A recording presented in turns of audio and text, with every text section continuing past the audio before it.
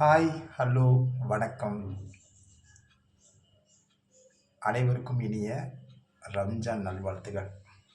ஆ, இன்னைக்கு வந்து அனைத்து வளங்களும் ஆ, அனைவருக்கும் கிடைக்கும்படி நான் ஆண்டவனை பிரார்த்திக்கிறேன். இந்த நாளில் வந்து நல்ல சிறப்பாக கொண்டாட அனைவருக்கும் இனிய வாழ்த்துக்கள். ரம்ஜான் வாழ்த்துக்கள். இதில் பார்த்தீங்கன்னா உங்களுக்கு வந்து குரலை தவிர பண்ண போகிறேன். குரலை தவிர ரொம்ப ஈஸி. நான் சாம்பார் செய்யணும்னு சொல்லி வெங்காயம் கட் பண்ணியிருந்தேன். ஸோ அந்த சின்ன வெங்காயத்திலே என்ன செஞ்சிடலாம், மொத்தமே 5 பொருள் தான். சூப்பராக இருக்கும் இந்த குரல் துவையல். ஈஸியாகவும் இருக்கும். அதை வந்து பார்த்திங்கன்னா வெறுமன சாதத்தில்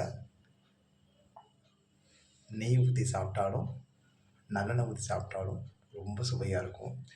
குரலை துவையல் ரொம்ப நல்லது. அதாவது கஞ்சி வச்சு கூட சாப்பிட்லாம். ரொம்பவும் சூப்பராக இருக்கும்.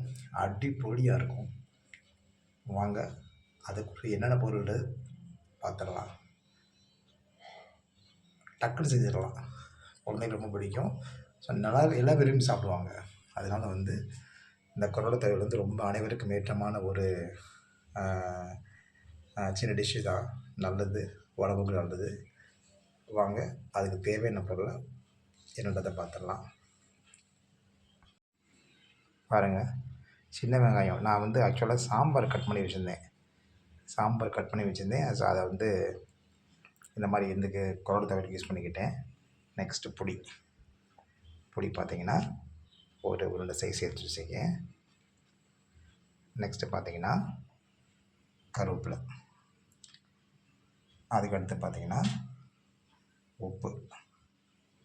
நெக்ஸ்ட்டு பச்சை மிளகா. அதுக்கடுத்து தேங்காய். இவ்வளவு தாங்க. குரலை துவையல் எளிமையாக பண்ணிடலாம். நம்ம வந்து எதுவுமே காய்கறி இல்லை அப்படின்னா இந்த துவையலை சாப்பிட்டோம்னா இது வெயில் காலத்துக்கு ரொம்ப அந்த நல்ல ஏற்ற உணவு. தயிர் ஊற்றி சாப்பிட்லாம். தயிர் ஊற்றி தனியாக துவையலே சாப்பிடலாம்.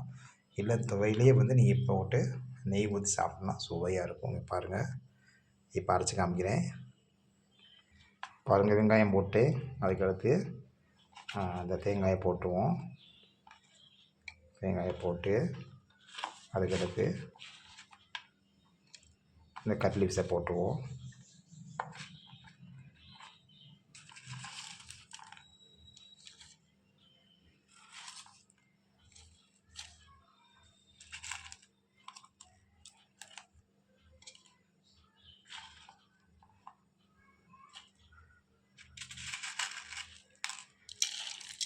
வீடியோ ஸ்கிப் பண்ணாமல் பாருங்கள். ஏன்னா வந்து வீடியோக்கு இடையில் பார்த்தீங்கன்னா சின்ன டிப்ஸ் சொல்லுவேன். இன்றைக்கி சொல்ல போகிறது பார்த்திங்கன்னா வந்து நெல்லிக்காய் ஜூஸ் பார்த்திங்கன்னா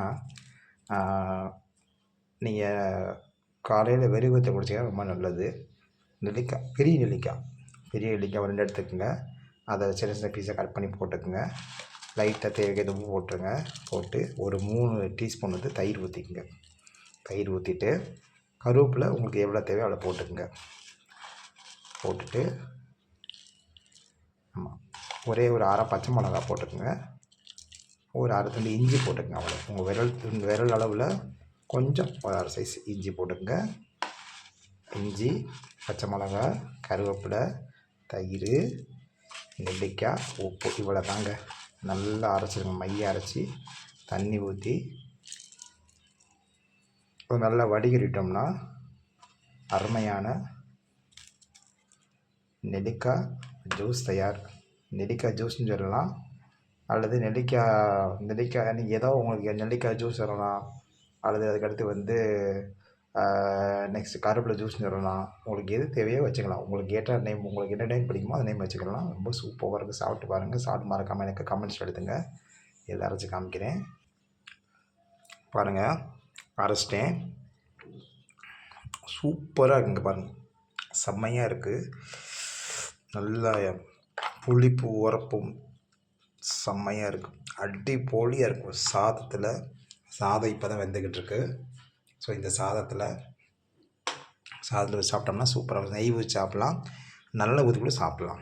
நல்லதுங்க. பாருங்கள், சூப்பராக. எனக்கு கொஞ்சம் தண்ணியாக தான் பிடிக்கும். நான் தண்ணி அரைச்சிக்கிட்டேன். உங்களுக்கு வேணால் கெட்டி அரைச்சிக்கோங்க. பாருங்கள், சூப்பராக இருக்குது. பார்க்கவே சூப்பராக இருக்குது. செம்மையாக இருக்குது.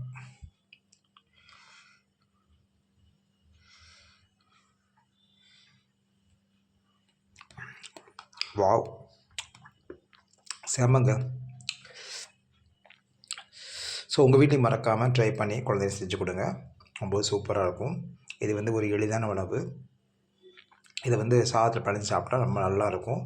சாம்பார் சாதத்துக்கு சூப்பராக இருக்கும். சாம்பார் சாதம், தயிர் சாதத்துக்கு செம்மையாக இருக்கும். இது போக எனக்கு இந்த மாவடு இருக்குது. மாவடு வந்து நான் ஊற வச்சுருக்கேன். இப்போ தான் ஊற வச்சுருக்கேன். நல்லா ஊறிக்கிட்டு இருக்கு. பாருங்கள், மாவடு ஊறிக்கிட்டு இருக்கு. சும்மா கம்மியான இதுதான் மாவடு வாங்கினேன், அதனால இது ஊறிக்கிட்டு இருக்கு.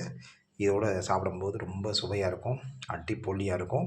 நீங்களும் மறக்காமல் ட்ரை பண்ணி பாருங்கள். வீட்டில் ட்ரை பண்ணி எனக்கு எப்படின்னு கமெண்ட்ஸில் சொல்லுங்கள்.